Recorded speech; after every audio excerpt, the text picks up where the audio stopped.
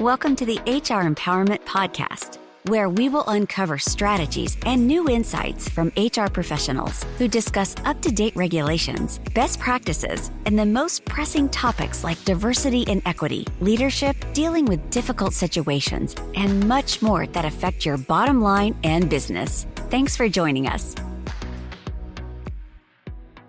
Hey everybody, welcome back. It's Wendy Sellers, the HR lady. We are here today with a super awesome guest. We're going to be talking about the power of people, neurodiversity, and customer experience with Peter Shankman. Hey Peter, how you doing? I'm great. How about yourself? Lovely, You know, lovely to be here. Thanks for having me. yeah, absolutely. I'm super stoked about this conversation, just about being neurodiverse because, it's something that is ignored in our society for so long. And now it's in your face, but not everybody knows what the heck it even means. So before we get into that, can you tell our listeners a little bit about yourself and how you got to where you are today? And what the heck do you do for a living? So, yeah, what's my story? I was born and raised, I'm a New York City kid, born and raised in Manhattan, public school kid all my life, and grew up with, always being different, always getting in trouble. I survived I survived a Jewish mother, as you could tell. But, grew up with two wonderful parents, but who always said, you march to the beat of a different drummer. But that didn't really play well in public school. In public school, I had what was called sit down, you're disrupting the class disease. ADHD, neurodiversity, those things didn't exist in the 70s and 80s in the public schools in New York City. And so growing up, it was not easy. It was a lot of getting in trouble, a lot of notes home from the teachers, a lot of after school detention. And it wasn't until like my mid-30s that I realized that I finally got diagnosed and realized that all these things that I'd been doing that were different, that were weird, were actually beneficial, were actually helping me sort of create this life that I'd been leading that I was actually surprisingly kind of happy with. What is neurodiversity? Neurodiversity is just a different brain, right? Everyone has different brains. Most of those brains fall into the category of neurotypical, which is that, you understand your brain works in such a way where it gives you the chemistry you need to do the normal things, to focus the normal way. And you sit there and you do it. Neurodiversity means your brains don't necessarily work. They work incredible in some ways and terrible in other ways. But most people with neurodiversity can figure out ways to highlight and accentuate the positive and eliminate the negative. For me, when I was cracking jokes in class and getting in trouble, I didn't realize that I was cracking jokes because when the class laughed, that gave me like a hit of dopamine, right? And it gave me a hit of chemicals in my brain that would allow me to focus. So I was actually doing the bad thing to get the good thing, although I never got to experience the good thing because I'd always get sent to the principal's office, right? So Right.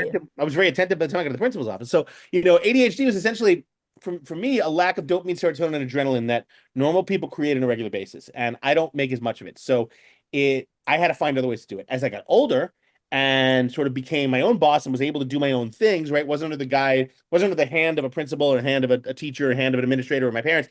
I was able to discover things that worked for me. Ironman triathlons, skydiving, right? I have 500 skydives under my belt. And Wow. I'll go to the drop zone on a Saturday morning. I'll jump at like 8 a.m., do the first jump of the day, come back, drop my gear in the corner, pull out my laptop, and write 10,000 words in a half an hour, right? Because I am so I've got one focused. Skydiving under me, and that's good enough. Yeah, I mean, it's incredible. So for the rest of your life, you'll always have more takeoffs in a plane than landings. But what I learned really is that if I wanted to survive and thrive in this world, I sort of had to make my own path. And so I had one job in my life. I worked for America Online back in the day when AOL was the internet in the 90s. I helped create the newsroom at AOL, that little icon that said, today's news. We built that. But that was the only job I had because they let me work any way I wanted to. I could work from a forest. They didn't care as long as I got the work done. They were very ahead of their time. So I left that job, moved back to New York, took a job in publishing, and it's like 8:30 a.m. meetings and 9:30 a.m. meetings and 10 a.m. meetings and 11:30 check-ins. I'm like, oh my God, this is Russia, and I quit. And I realized that, my brain didn't go for that. So I wound up starting my own PR firm. I started that, ran that for several years, sold that, ran a couple of companies, consulted, eventually launched something, an idea I had in my brain called Harrow, or Help a Reporter Out, which was a service that connected journalists with sources all around the world. I sold it 3 years after I started it to PR Newswire for a lot of money. That sort of changed my life. Once that was done, after about 10 years, 14 years of running other companies, I came back to the premise behind Harrow because I just kept watching other companies kill what I built. I'm like, there's got to be a better way to do this. So I launched something called Source of Sources, which I'm currently running. Sourceofsources.com is a free newsletter where you get 2 emails a day from journalists all around the world, the Wall Street Journal, New York Times, Washington Post, whatever, all of whom are saying, hey, I need I have a source. I need a source on this topic. I need someone who knows about this subject, right? I need someone who can do whatever. And if you understand what those queries, if you're the expert there, right? Like, I'm seeking an expert for an insight article on critical path method in construction, right? Well, if you happen to work in construction and you understand that and you respond to that journalist, you can get quoted in the newspaper or on TV or in the radio or whatever, totally free. And so building this, it sort of blew up. And so Source of Sources is now about 40,000 members strong who receive 2 emails a day from me. We're supported by a small little text ad at the top of each email that more than pays the bills. I'm a keynote speaker. I'm an author. I've written several books about neurodiversity and several books about business and several books about neurodiversity and business. And what else? I'm a single dad. It's a 12-year-old daughter. We are definitely in the eye roll territory now. There were about 6 years where I could do no wrong. Like, dad was just the bomb, right? Now dad is the eye roll. And the majority of what I do as a single dad results in an eye roll. I got about 3 of them this morning from her. But I still love it. It's the greatest job in the world. I got a rescue dog somewhere over there, being surprisingly quiet, so he's probably getting into something. And yeah, that's my story. I'm a speaker, I'm an author, I'm an entrepreneur, and I'm a dad. I love it. My goodness, you've got a lot going on, and I am very familiar with HARO, Help a Reporter Out. Was not familiar with Source of Sources, so I will be checking that out as soon as we get done with our podcast today. But since we're talking about, those items, from founding all of these items that you just mentioned, these companies, to exiting startups, you've thrived in fast-paced environments, and not everybody does. How can companies, HR, CEOs, leaders, how can they create space for people like you, the fast brains, to succeed without burning out their talent? Because like I said, not everybody thrives in fast pace. I'm like you. I am not neurodiverse in the same way, but I need fast pace. When it starts slowing down, I get bored and start looking around like, oh no, what's going on? And that's when my friends go, this is when you relax. I'm like, relax? What does that mean? I don't even know what that means. When I sold my first company, I said, I'm gonna take a year and go to Asia. I bummed around Asia for about 3 weeks. And I called my mother from the Tokyo airport. I said, I'm coming home. She goes, you're supposed to be there for a year. What happened? I go, you never taught me how to relax. This is your fault. And I slammed down the phone. So, it's definitely companies can start to understand that, and some of them are, that businesses thrive when everyone is allowed to bring their unique talents to the table.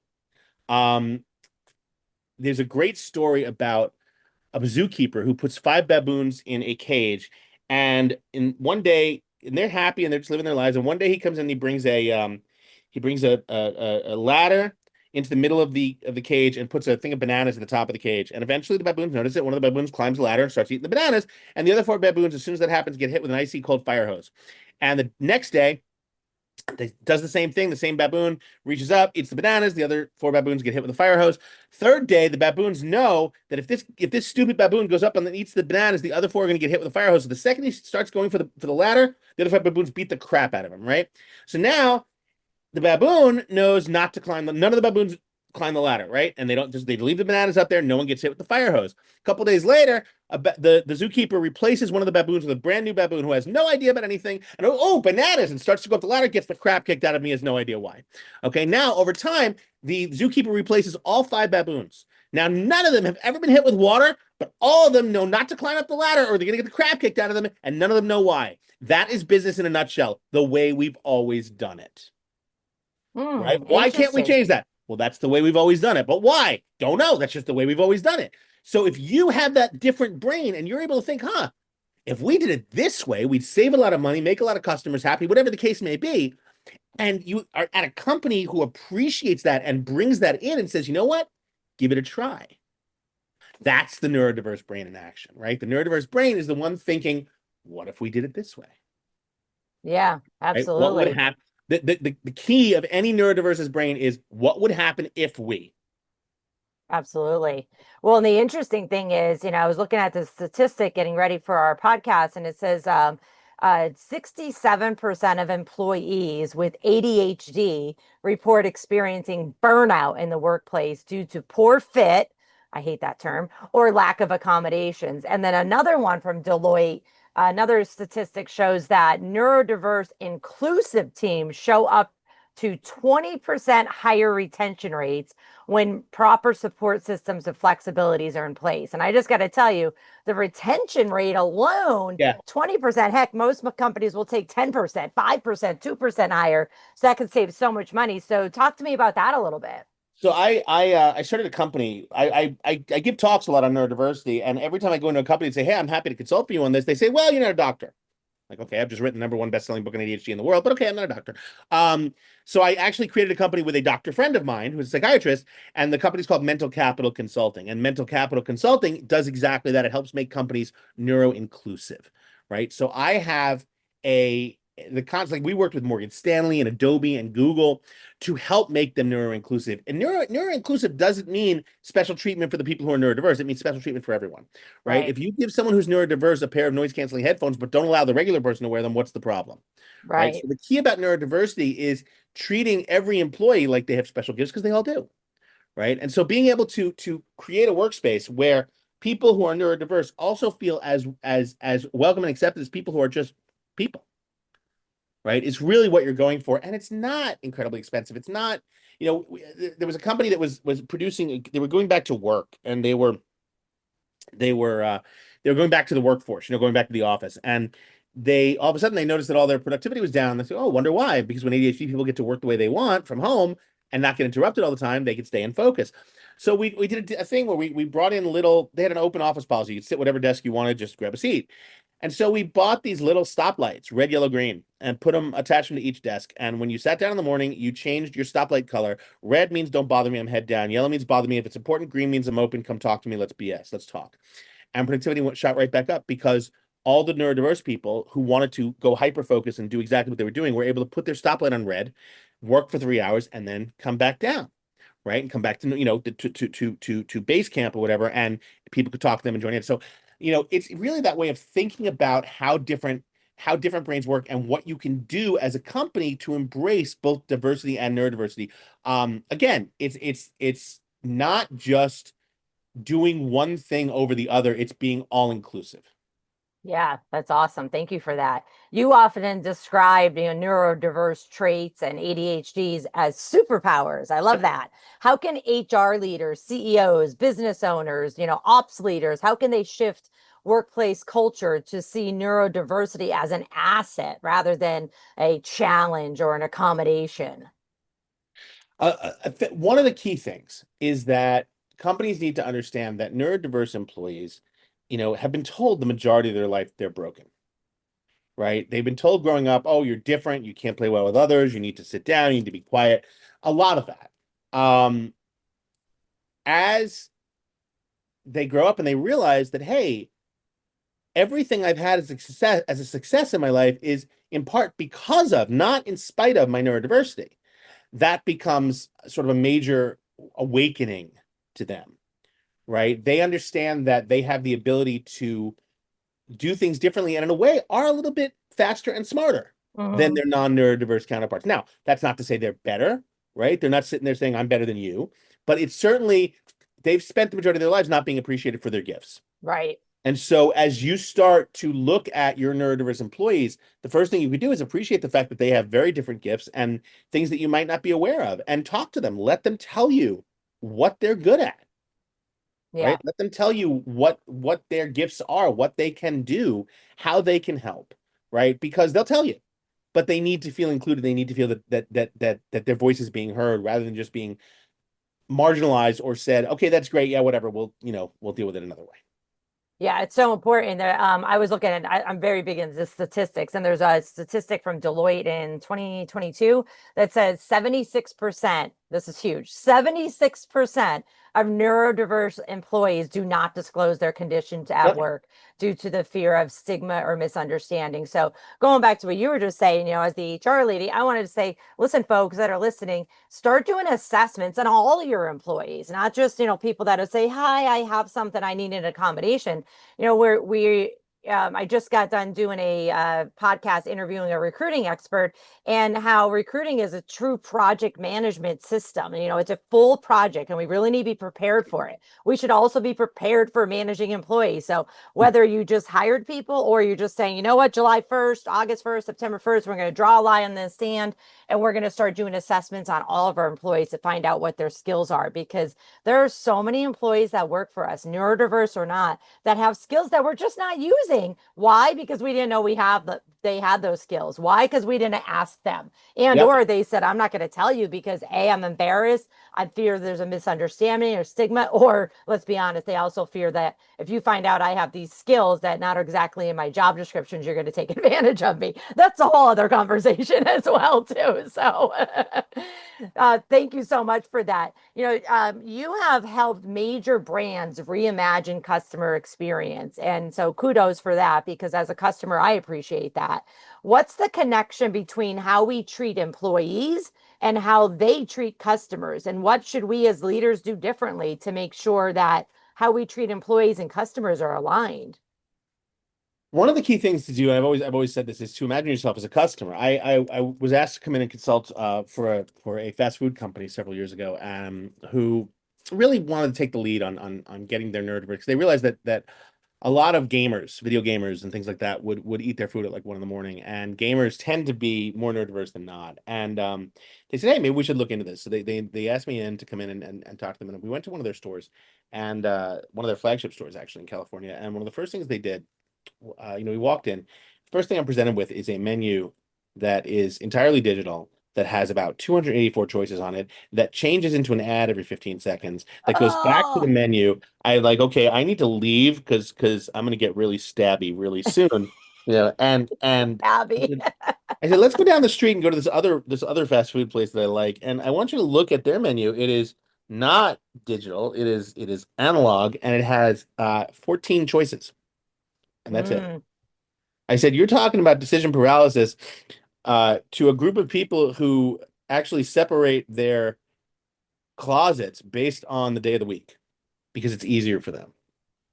Right? I literally have two sides to my closet, and they're labeled office/travel, which is t-shirt and jeans, and speaking/TV, which is button-down shirt, jacket, and jeans. My suits, my sweaters, my vests, all my good expensive stuff. It's in my daughter's closet because I had to wake up every morning and say, okay, let's see, what should I wear? Oh, that sweater. God, Laura gave me that sweater. How the hell? I haven't talked to her in years. I wonder what It's 3 hours later. I'm naked in the living room on Facebook. I haven't left the house. So you're telling me that you're going to go into a restaurant with 246 options on the wall, on a digital wall that change every 15 seconds? Gee, I can't imagine why you wouldn't be landing neurodiverse customers.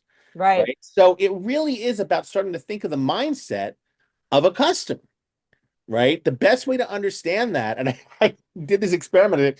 I said, let's talk about what it's like for a neurodiverse, for an ADHD person to be sitting in a meeting. I said, let's imagine we're in this meeting. I said, let's just have the meeting like normal. And under my seat, I had an air horn. And every minute and a half or so, I just blasted the air horn. Right? Of course, everyone jumped. What the hell? I got it. I'm like, wow, okay, well, now I need you to come back to focus. Come on, people, let's go. Chop, chop. 45 seconds later, and they got it. Right? So, think about the kind of things that we can do for customers and for employees. How can we make their lives easier?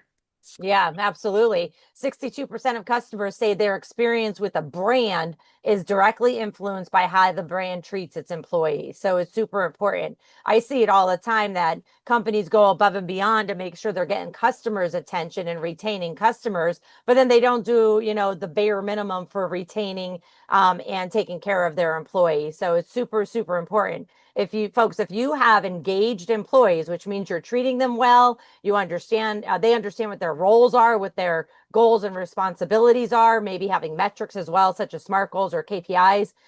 If you have engaged employees, you're going to outperform your peers by 147%.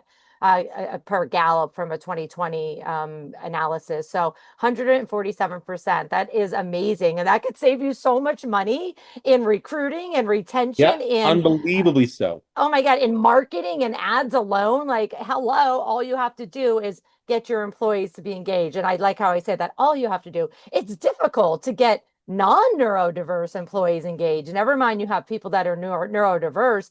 And a great part of our society now is neurodiverse. And I think always have been or have been for quite some time. We just kind of ignored it. So we kind of were talking about some of your books before. So you have 6 books, correct? I have 6 books. Yes, four of them are business books. One is on PR, one is on social media marketing, one is on customer experience. I'm missing one. Then one is on the concept of companies that treat their employees well. And then, of course, Faster Than Normal, which is the one that blew everything up about neurodiversity. And then I wrote a kid's book called The Boy with the Faster Brain, so that no kid has to have. Yeah, that's what I want to talk about. I want to talk about that one, even though we don't have, children on our show. I mean, most of us have children in our lives, and then eventually those children become employees. So, the boy with the faster brain, it's about changing the narrative around neurodiversity for both kids and adults. What inspired this? I'm assuming it's your life that inspired it. It is, exactly. My goal was to create a book that would prevent any kid from having the same, pardon my French, shitty experience growing up that I did. If we can teach kids at 5 years old that they're not broken, but they're gifted, they're not, and we can teach them that at 5. By the time they're 20, they're not going to have to spend the next 20 years unlearning the fact they're broken, but rather they could start appreciating the fact they are gifted and brilliant with all these special talents early. Because 0 to 18 was me being told that, or 0 to 21 was me being told I was broken. 21 to 30 was figuring out that I wasn't, and 30 to now has been therapy, trying to get over the fact that I still feel like I am.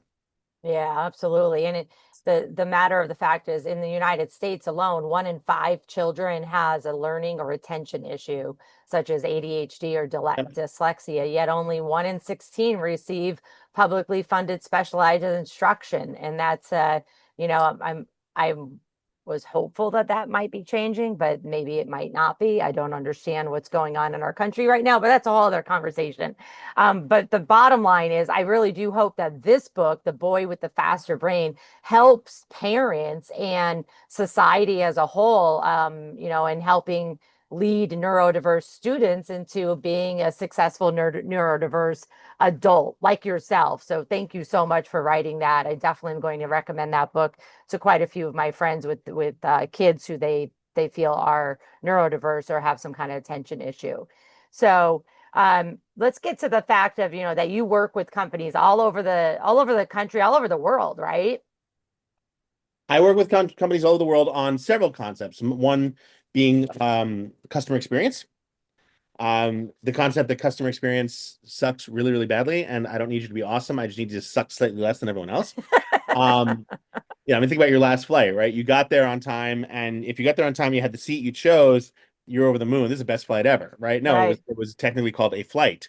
They didn't do anything special for you. You're just excited because you weren't delayed 6 hours or kicked off the plane or dragged off the plane by your nose. So you're all about that. So the premise that customer experience is so bad that we can make it a little better. And then, of course, I talk about neurodiversity in the workplace as well.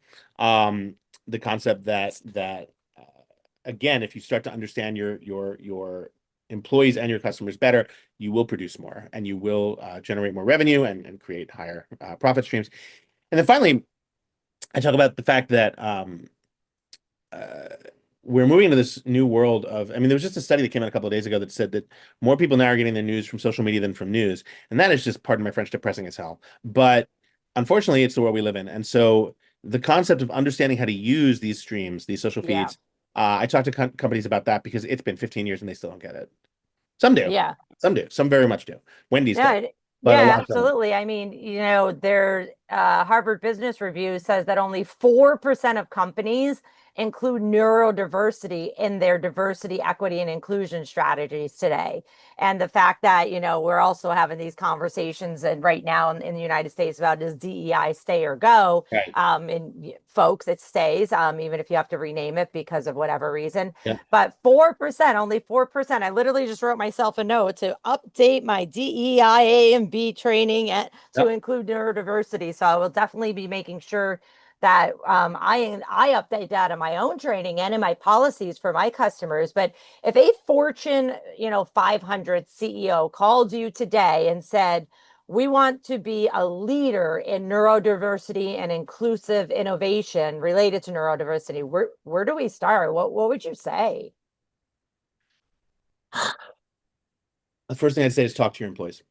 You have a gold mine of education and awareness that you can learn from simply by activating those employees already in your company who already are neurodiverse, who already identify as neurodiverse, who are either afraid to speak out or haven't because they don't believe that you're listening. So the very first thing you can do is start to listen to your employees. Convene a council if you don't already have one. So many companies have these, what do they call them? Affinity groups. Right? So if you might be surprised to find out that your company has a neurodiversity affinity group, right? And there might be hundreds of people in it. But if you're not listening, what does that say about the company? So start there, definitely. Yeah, surveys are big too. I mean, it just as I mentioned before, a lot of people with any kind of a mental issue, a physical issue, or any kind of concern, they often hide it from their employer because maybe they didn't have employers before that were open-minded and they were held negatively accountable because they brought something up. So if you don't have resource groups, employee resource groups, and affinity groups, find out if your employees want them, and then just make sure that they're safe to attend, that there's not people there taking notes and holding it against them as well. Super, super important. And then also, I would say, check out one of your books. So I'm looking at your website right now, and you do have, 6 books, 6 bestsellers. That's amazing. Congratulations on that. Are your books they're probably on your website, then also on Amazon? They're everywhere. Yeah, you can find them on Amazon. You can find them literally everywhere, anywhere the books are sold. And talk to us a little bit about, Faster Than Normal. So Faster Than Normal is both a book as well as a podcast. And the podcast has over 400 episodes, I think, where we interview everyone from professors to scientists to doctors to rock stars. We've literally had the band Shinedown on. We've had mayors. We've had a governor or two. All these people who come on to our podcast who are neurodiverse and talk about how it's benefited them. And not, they don't look at it as a negative. They look at it as a positive. And so what's been awesome about that is, these are 400 episodes that give people the ability to say, hey, I see myself in that, and this guy's or this girl's been a real success. Maybe I can do that, right? And that's just awesome because that's this sort of growth of awareness. Yeah. Right. That holy crap, I'm not entirely. Look, that guy's just like me, and he's done incredible. I'm not broken, and to teach someone that, right, both between the book and the podcast is wonderful. I mean, we've had. And oh, by the way, each episode's only 15 minutes because ADHD. I love it. I mean, and even people without ADHD or neurodiversity, not many people have time to listen to things here. We keep our podcast here at 30 minutes because if you log into the Aurora Training Advantage website and listen to it through there, you get HRCI and SHRM credits, which many of our listeners need to keep their certifications up. I wanted to, again, just stress the importance of organizations focusing at a minimum, having a policy and practices and training your managers about people with neurodiversity, because organizations that actively hire and support neurodiverse talent experience 90% higher employee loyalty than Aren't their those numbers competitors. wild? They're and this is from the JP Morgan Chase Neurodiversity Program report of 2020. So not that long ago, 90% higher employee loyalty, not just by the neurodiverse people, but by everyone. And then 80% improvement in inclusive culture scores. And so folks, some of your homework today is to listen to this and make sure you're taking notes and read some of his books and listen to his podcast, but B, look at your diversity, equity, and inclusion. You may also have accessibility and belonging in there.